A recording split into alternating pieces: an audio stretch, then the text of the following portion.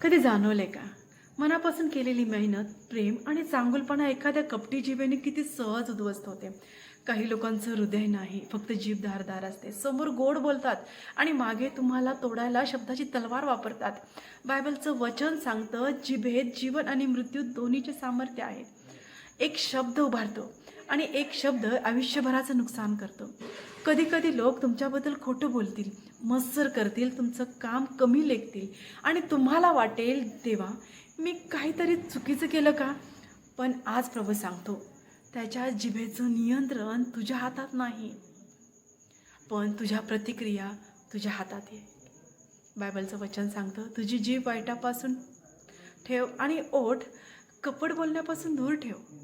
लोक कपटी बोलले तरी तू सत्य बोल.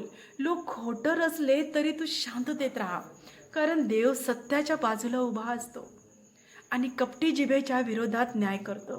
तुझं मन दुखावलं असेल, तू शब्दांनी तुला तोडलं असेल, तर हे लक्षात ठेव, मनुष्याचे शब्द जखमा करू शकतात, पण देवाचे शब्द तुझं हृदय पुन्हा बांधतात. आज प्रभू तुला सांगतो, लोकांच्या जिभेपासून घाबरू नको, मी तुझ्या नावाचा न्याय करेन. म्हणून शांत राहा. देव काम करतो आहे तुझ्यासाठी, तुझ्या साक्षीसाठी आणि तुझ्या विजयासाठी. God bless you.